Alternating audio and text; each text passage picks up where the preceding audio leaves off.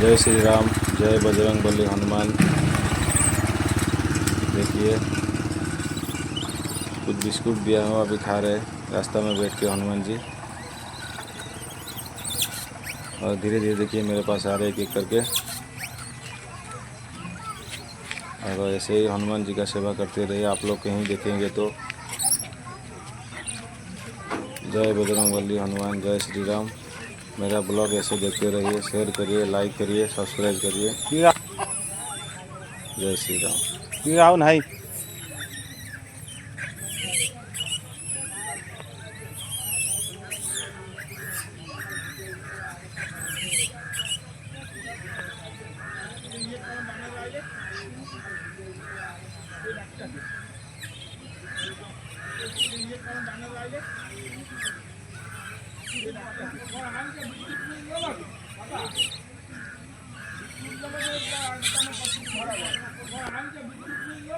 बाबा